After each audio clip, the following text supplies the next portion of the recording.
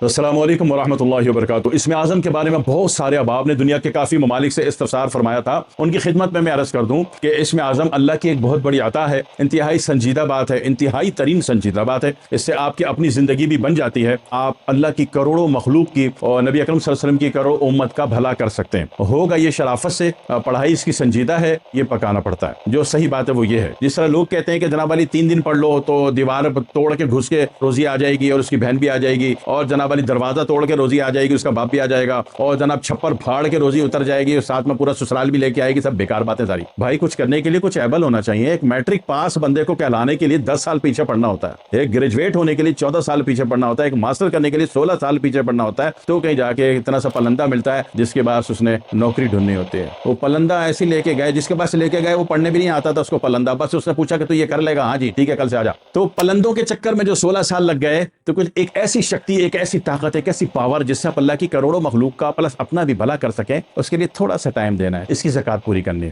کس کی؟ اسم اعظم کی۔ اسم اعظم پروف ہوتا ہے 2 آیتوں میں، صرف 2 آیت۔ ایک پہلی آیت آپ نے پڑھی، بسم اللہ الرحمن الرحیم، وَإِلَٰهُكُمْ إِلَٰهٌ وَاحِدٌ لَا إِلَٰهَ إِلَّا هُوَ الرَّحْمَٰنُ الرَّحِيمُ، ایک آیت ہو گئی۔ دوسری آیت، بسم اللہ الرحمن الرحیم، الف لام میم اللہ لا الہ الا هو الحی القیوم۔ عام آدمی کے لیے جو قرآن پڑھنا جانتے ہیں اور قرآن پڑھتے ہیں، قرآن کی فیلڈ میں ہے، وہ اس کو ذرا سا دوسرے طریقے سے پڑھتے ہیں۔ وہ کیا کرتے ہیں؟ وہ پڑھتے ہیں الف لام میم اللہ لا الہ الا هو الحی القیوم۔ ان کا انداز ہو رہا ہے، کوئی بات نہیں، آپ ایسے پڑھ لیجئے، سانس لے لیں۔ الف لام میم اللہ لا الہ الا هو الحی القیوم، آپ سانس نہیں لیتے، آپ جلدی پڑھنا چاہ رہے ہیں تو پھر الف لام میم اللہ لا الہ الا هو الحی القیوم اس طرح پڑھ لیجئے۔ پڑھنا کتنا ہے؟ وہ ایک کہانی نا، ہمارا جو گھسا پٹا نصاب ہے نا ہم لوگوں کا، تو وہ ہے کہ 3125 مرتبہ روز پڑھو تو 40 دن میں 1.25 لاکھ ہو جائے گا۔ کخ نہیں ہوگا، نہیں پڑھ سکو گے۔ یہ اس کی مقدار، اس کی لمبائی زیادہ ہے آیت کی۔ کوئی ایک جملہ نہیں ہے کہ آپ نے جناب علی پڑھ لیا آرام سے، یا رحمان یا رحمان یا رحمان یا رحمان یا رحمان یا معید یا معید یا معید یا، یہ نہیں، اس طرح نہیں چلے گا۔ آیت ہے، اس میں اس کے تناسب کا میزان کا خیال رکھ کے پڑھا جاتا ہے۔ اس کو تیز پڑھیں گے تو چاہے تو انسان ہے، خلق الانسان وعجول، اللہ نے ہمیں جلباز بنایا ہے، لیکن اس کا میزان قائم رہے تو اتنا بھی تیز نہیں پڑھیں گے کہ زبر زیر غننے کا پتہ ہی نہیں چل رہا۔ لہٰذا اس کو پھر 3125 مرتبہ نہیں پڑھیں گے۔ 40 دن میں ختم کرنا کوئی ضروری نہیں ہے، کہ ایسا فکس نہیں ہے کہ کوئی بھی چیز آپ 1.25 لاکھ مرتبہ پڑھ لیں تو کچھ مل جاتا ہے آپ کو، ایسا نہیں ہوتا۔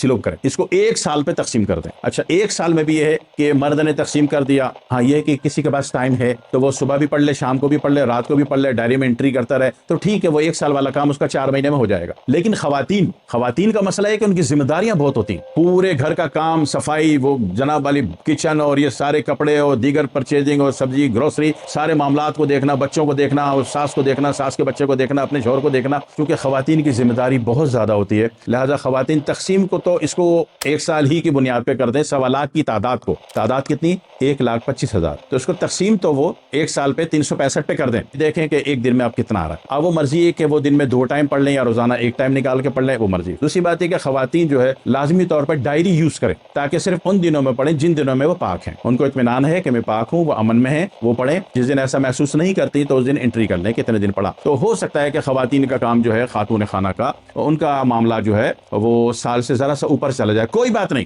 تو 14 سال پڑھ کے اور 16 سال پڑھ کے جو بے روزگاری کی سند مل گئی کہ ہاں بھائی یہ واقعی بے روزگار ہے، تین خدا دا واسطہ اس کو نوکری دے دو، تو اس میں تو 16 سال لگ گئے نا، تو اس میں اگر 1 سال 1.25 سال لگ گیا تو کوئی حرج ہے؟ میں تیز چلا سکتا ہوں آپ کو، لیکن تیزی کا مشورہ سوائے وہ لوگ جو فورس سے تعلق رکھتے ہو یا فورس کے ریٹائرڈ ہوں، تو وہ تو بے شک اس کو صبح شام رات کر کے 1 سال کے بجائے یہ 4 مہینے میں پورا کر لیں۔ لیکن عام آدمی کا یہ سینٹرل کمانڈ جو ہے اتنا نہیں اچھا گرپ نہیں ہوتی اس کی کہ وہ اس میں تیزی کرے اور جلد بازی کرے، تو ہو سکتا ہے کہ دماغ اس کو ہضم نہ کر سکے، اس کی پڑھائی اس کی روح میں ہضم نہ ہو سکے، اس کے دماغ میں، اس کے شعور میں ہضم نہ ہو سکے، تو وہ کسی پریشانی میں نہ آ جائے۔ لہٰذا جو ہے بہتر ہے کہ اس کو 1 سال پہ تقسیم کر کے اول آخر نماز والا درود شریف پڑھیں گے 11 مرتبہ۔ پڑھائی کا ٹائم فکس کر لیجئے گا، جیسے فجر کے بعد پڑھنا ہے، عصر کے بعد پڑھنا ہے، رات کو مغرب کے بعد پڑھ لیں۔ یہ ٹائم 3 ٹائم آپ نے فکس کرنے، اگر جلدی کر رہے ہیں تو۔ اگر بالکل پکے سول ہیں تو دن میں 1 ٹائم پڑھ لیں، فجر کے بعد کر لیں یا شام کو کر لیں۔ خاتون جو ہیں پورے سال پوری زندگی میں کوئی چھٹی نہیں ہوتی، ان کو کوئی تنخواہ نہیں ملتی، تو خواتین جو ہیں اپنی سہولت کے ساتھ ٹائم فکس کریں کہ 100% یہ ٹائم اتھینٹک ہے، میں کر لوں گی، ٹھیک ہے۔